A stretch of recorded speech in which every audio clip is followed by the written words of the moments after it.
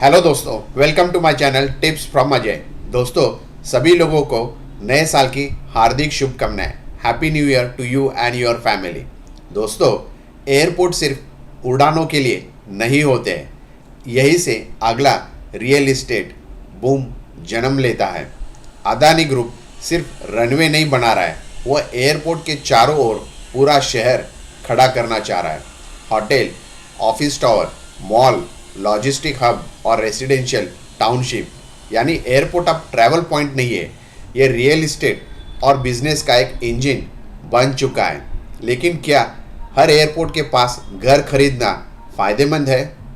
कौन से इलाके सच में पैसे बना सकते हैं और कहाँ सिर्फ हाइप है?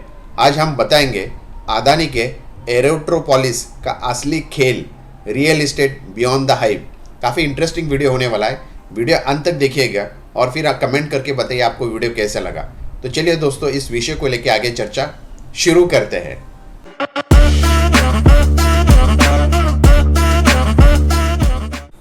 तो दोस्तों, एरोट्रोपोलिस हवाई अड्डा से एयरपोर्ट सिटी तक इसका विश्लेषण करते हैं। तो एरोट्रोपोलिस एक ऐसा व्यापार आर्थिक शहर होता है जो हवाई अड्डे के चारों ओर विकसित किया जाता है, जहां पर रनवे या टर्मिनल नहीं बल्कि hotel, office, retail, restaurant, logistic hub, औद्योगिक व्यावसायिक जोन और शहर जैसे सुविधाएं डेवलप की जाती है, ताकि एयरपोर्ट के एक व्यापार और जीवन शहर केंद्र बन सके। तो अदानी इस मॉडल को भारत के कई एयरपोर्ट्स पर लागू कर रहा है, जहां एयरपोर्ट के आसपास खासतौर पे बड़े ज़मीन हिस्सों को रिकॉर्ड मात्रा में सिटी साइड डेवलपमेंट के लिए विकसित किया जा रहा है। आप देखते हैं भारत में अदानी के एरोट्रोपोलिस और एयरपोर्ट प्रोजेक्ट्स, इसके बारे में विश्लेषण करते हैं।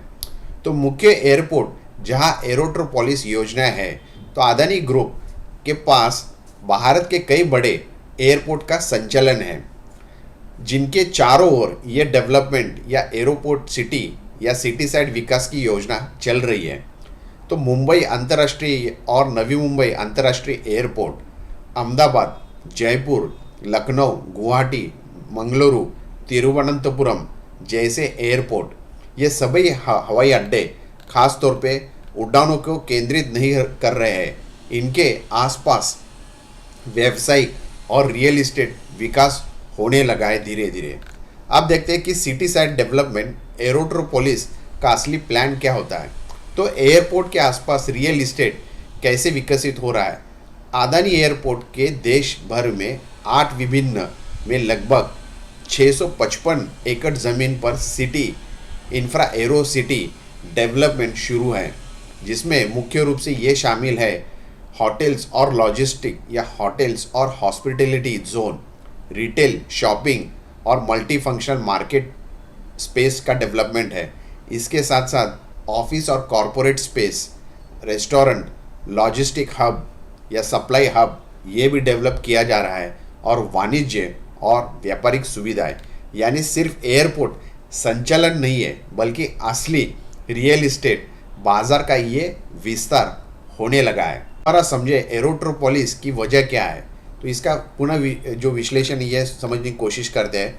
तो एयरपोर्ट्स अकेले कमाई नहीं बढ़ाता है, ये हमें समझना है। परंपरागत एयरपोर्ट संचालन में अर्थनैतिक राजस्व में अगर हम देखते हैं, तो खास तौर पे लैंडिंग, पार्किंग, टिकट आदि कम होती है। इसलिए अदानी इसके अलावा, मतलब इसके side by side non arrow revenue, ऐसे व्यवसाय जो सीधा उड़ानों से नहीं जुड़ा है, बढ़ा रहा है। तो सिटी साइड या रियल इस्टेट प्रोजेक्ट्स के जरिए बड़ा मुनाफा लक्ष्य केंद्रित कर रहा है। तो कॉरपोरेट, खासतौर पे रिटेल और हॉस्पिटैलिटी सेक्टर से ये आय जुटाई जाती है। इस रणनीति में एयरपोर्ट खुद एक व्यापार केंद्र यानी शहर जैसा बन जाता है। तो ये एक सेंट्रल फोकल पॉइंट होता है, जिस तरह से ये डेवलपमेंट होता है। अब देखते हैं कि रियल इस्टेट स्केल और संभावना क्या है, कितनी ज़मीन और कितना विकास होने का चांस है। तो 500 प्लस एकड़ ज़मीन पर लगभग 70 million square feet real estate project होने की योजना है, जिसमें होटल, ऑफिस, रिटेल, मनोरंजन और स्वास्थ्य सुविधाएं को शामिल किया जाएगा। अब लखनऊ एयरपोर्ट के सामने 110 एकड़ का एरो सिटी प्रोजेक्ट जैसे व्यावसायिक रियल इस्टेट प्रोजेक्ट सक्रिय रूप से विकसित हो रहा है। तो उसमें जैसे देखते हैं तो उच्च अंत hotel, premium office space, shopping mall, convention centre और पैकेज पार्किंग, इसके साथ पूरा एकीकृत पॉलिसिटी शामिल है। अब देखते हैं कि निवेश का पैमाना और विस्तार योजना क्या हो सकती है। तो बड़ी निवेश रकम कहाँ पे होती है? तो अदानी ग्रुप हवाई अड्डों और उनसे जुड़े रियल इस्टेट डेवलपमेंट में बहुत बड़े निवेश की योजना बना रहा है। तो इसमें हम लोग विश्लेषण देखते हैं तो अगले 5 से 10 सालों में 96,000 करोड़ प्लस तक निवेश सिर्फ हवाई अड्डों पर केवल विस्तार और इंफ्रास्ट्रक्चर में किया जाना है। मतलब ये बड़ी अमाउंट है। इसी के अलावा एयरपोर्ट ऑपरेशंस, टर्मिनल और सिटी साइड डेवलपमेंट समेत रणनीति में 1,35,000 करोड़ तक का विस्तृत प्लान भी बताया गया है। तो नवी मुंबई एयरपोर्ट पर अकेले 57,355 करोड़ तक का निवेश 2030 तक करने का लक्ष्य है, जिसमें नए टर्मिनल, रनवे, कार्गो हब आदि शामिल है। इस निवेश से देश के एयरपोर्ट खासतौर पे नेटवर्क और कुल यात्री कैपेसिटी भी बड़े पैमाने पर बढ़ जाएगी। अब देखते हैं कि एरोट्रोपोलिस के लाभ और चुनौतियाँ क्या होती है। तो सबसे पहला आता है रियल इस्टेट की मांग बढ़ती रहती है over a period of time, क्योंकि एरोट्रोपोलिस कंसिस्टेंटली डेवलपमेंट देता है। स्थानीय व्यवसाय और रोजगार इसी तरह डेवलप होने लगते हैं और उसे पैदा करते हैं। एयरपोर्ट सिर्फ ट्रैवल नहीं, ये व्यापार केंद्र बनता है बाद में, और निवेशक को लॉन्ग टर्म रिटर्न अवसर इसमें मिलता है जब वो स्मार्ट इन्वेस्टमेंट एक समय पे करते हैं। अब देखते हैं कि चैलेंजेस क्या होती है।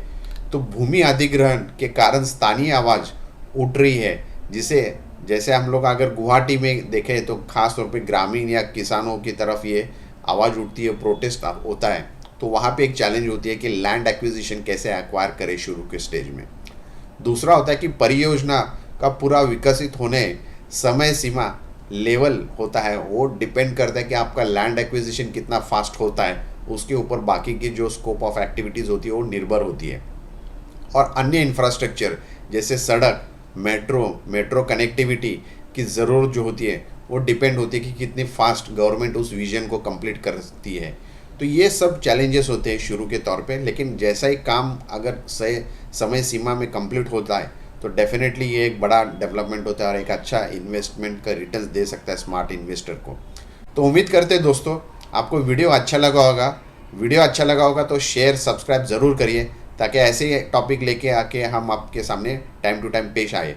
Thank you so much. Take care of yourself and your family. Thank you.